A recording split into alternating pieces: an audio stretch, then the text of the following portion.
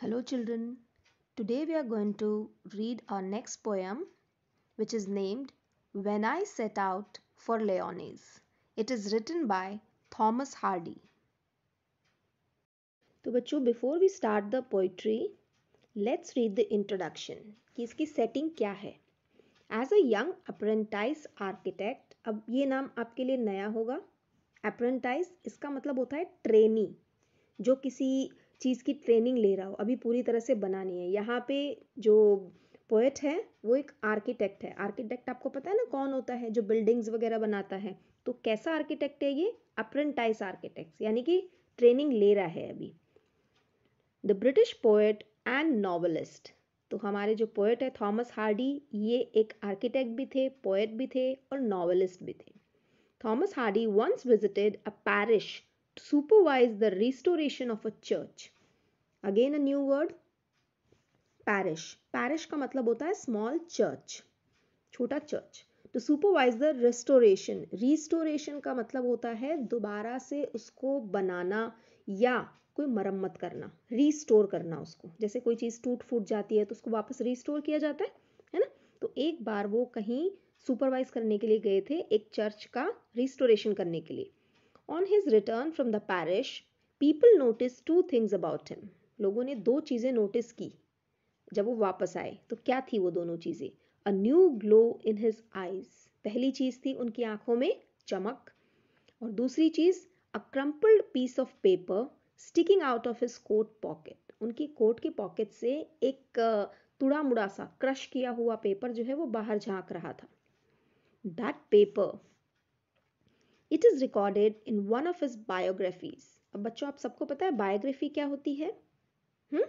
Biography का मतलब किसी इंसान की पूरी जीवनी जो कोई और लिखता है, वो बायोग्राफी होती है. और अगर वो खुद लिख रहा है उसे हम ऑटोबायोग्राफी कहते हैं. तो इनकी बायोग्राफी में contain the draft of a poem when I set out for Lyonnesse. तो ये जो मुड़ा तुड़ा पेपर था ना उनकी जेब में, ये यही पोएम है जो आप अब पढ़ने वाले हो. तो वो उन्होंने लिख के अपनी पॉकेट में डाली हुई थी. This poem was inspired by a visit to a place which the poet called Lyonnesse. तो ये जो पोएम इन्होंने लिखी है, ये लेओनिस नाम की जगह से इंस्पायर होके लिखी है. ये एक्चुअल में कोई प्लेस है या नहीं है, ये अभी तक मिथ है, हमें नहीं पता है, क्योंकि करंटली ऐसी कोई जगह नहीं है. Lyonnesse is a mythical place referred to in the legend of King Arthur. ऐसा कहा जाता है कि किंग आर्थर जो है उनकी ये प्लेस हुआ करती थी इंग्लैंड में. अब ये कैसी है कैसी नहीं है हमें नहीं पता है, लेकिन ये एक इमेजिनरी प्लेस है. ऐसा कहा जाता है कि ये बाद में समुद्र में डूब गई थी ये जगह. लेकिन पोएट जब वहाँ जाते हैं तो वो इतना इंस्पायर होते हैं उस जगह से कि उन्होंने एक पोएम लिख दी. अब ये कौन सी पोएम है? Let's read it. So children, this is the very first paragraph of this poem When I Set Out for Leonis. This poem contains 3 paragraphs. इसमें 3 पैराग्राफ है. सबसे पहले पैराग्राफ में ये बता रहे हैं कि कैसे लेओनिस की यात्रा पे निकले. ठीक है. So let me first read it out for you. When I set out for Leonis, 100 miles away, the rime was on the spray, and starlight lit my lonesomeness. When I set out for Leonis, 100 miles away.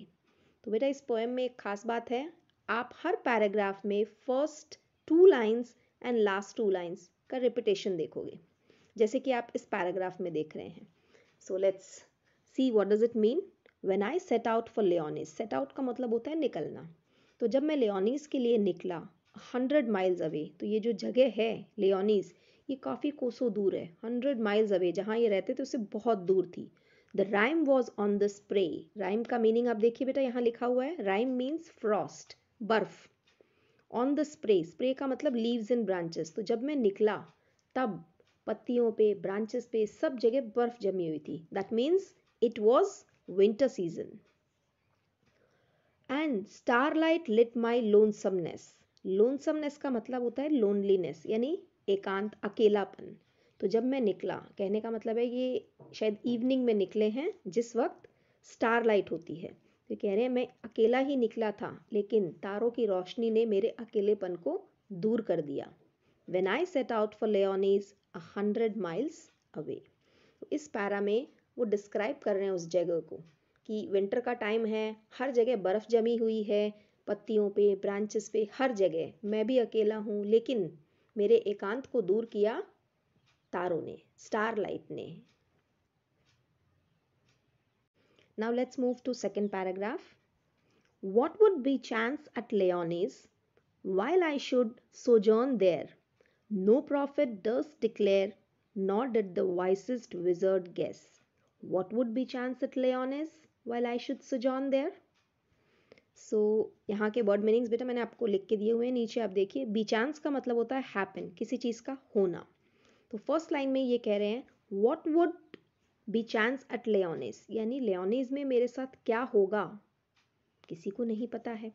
While I should सोजॉन there, सोजॉन का मतलब होता है stay, कहीं पे रुकना, और ये कहाँ रुकने वाले हैं? लेओनिस में। नो प्रॉफिट डस डिक्लेयर, प्रॉफिट का मतलब फ्यूचर प्रेडिक्टर, जो भविष्यवक्ता होता है, पैगंबर भी बोलते हैं, किसी रिलीजन के बारे में उपदेश देने वाला, है ना। डस्ट का मतलब होता है डेयर, हिम्मत दिखाना, यानी कोई भविष्यवक्ता भी ये हिम्मत दिखा के मुझे बता नहीं सकता अभी तुम्हारे साथ वहाँ पे ये होने वाला है या वो होने वाला है। Nor did the wisest wizard guess, wizard का मतलब आप सब जानते हैं, मिस्टिक मैजिशियन, जिसे हम जादूगर भी कहते हैं। तो पोएट यहाँ पे कह रहा है कि मेरे साथ लियोनीज में क्या होगा ये कोई नहीं बता सकता। जब मैं वहाँ रुकूंगा, what will happen to me when I stay there, no one can declare it, कोई प्रॉफिट नहीं बता सकता, कोई विजर्ड नहीं बता सकता, बिकॉज ये जो हमारे भविष्य में क्या है। अब कई लोग कहते हैं ना कि भाई आपके आगे ऐसा होगा, कई हाथ देख के बताते हैं, प्रिडिक्शंस करते हैं, which is not accurate. No one can predict what is going to happen in our future. हम ना तो खुद बता सकते हैं, ना कोई और हमारा फ्यूचर बता सकता है, it is hidden. So poet यही कह रहे हैं यहाँ पे, what would be chance at Lyonnesse while I should sojourn there. देखिए रिपीटेशन ऑफ लाइंस है, पैराग्राफ जब शुरू हुआ तो यही 2 लाइन थी, पैराग्राफ एंड हुआ तो भी यही 2 लाइन है। Now the concluding paragraph.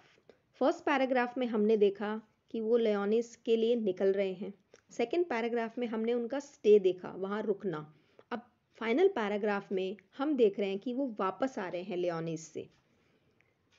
When I return from Leonis with magic in my eyes, all marked with mute surmise, my radiance rare and fathomless, when I return from Leonis with magic in my eyes.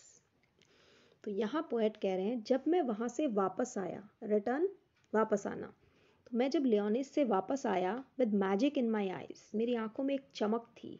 जैसे कई बार होता है ना, हम कहीं पे जाके बहुत संतुष्ट होते हैं, बहुत कंटेंटमेंट मिलती है हमें, हम बहुत हैप्पी होते हैं। तो पोएट के साथ ऐसा ही हुआ है, लियोनिस जाके इन्हें बहुत सेटिस्फैक्शन मिला। That is why he is saying when I return from लियोनिस with magic in my eyes, all marked with mute सरमाइज, all यहाँ पे लोगों को कहा गया है, all marked with mute, mute का मतलब तो आप सबको पता होगा, आप सबके रिमोट में होता है, राइट। म्यूट का मतलब होता है शांत, साइलेंट, एंड सरमाइज का मतलब होता है गेस करना, यानी कि किसी चीज़ का अनुमान लगाना। तो मेरी आंखों में चमक देख के सभी लोग अनुमान लगा रहे थे, भाई ये क्या हो गया। व्हेन ही वेंट तो कुछ अलग था, when he came he is different. My radiance rare, radiance का मतलब होता है चमक, लाइट रिफ्लेक्टेड बाय समथिंग, जो कुछ लगाने से चेहरे पे जो चमक आती है, दैट इज डिफरेंट। एक नेचुरल ग्लो जो अंदर से आता है, that is different. My radiance rare, तो मेरे चेहरे पे जो चमक थी वो रेयर थी, हमेशा देखने को नहीं मिलती, वैसी थी। And fathomless, something unable to be measured और अंडरस्टूड, जिसे हम हिंदी में कह सकते हैं गहरा, बहुत ही गहरा। तो मेरे चेहरे पे जो चमक थी वो बहुत रेयर थी और बहुत गहरी थी, जिसको कोई नाप नहीं सकता। I was very happy, content and satisfied when I return from Leonis with magic in my eyes. Again repetition, paragraph जिन 2 लाइनों से शुरू हुआ था उन्हीं 2 लाइनों से खत्म हो रहा है। So this poem by Thomas Hardy, When I set out for Leonis, आपको समझ आ गई होगी। And if you still have any doubt, you can contact me anytime. Okay, children? Have a good day.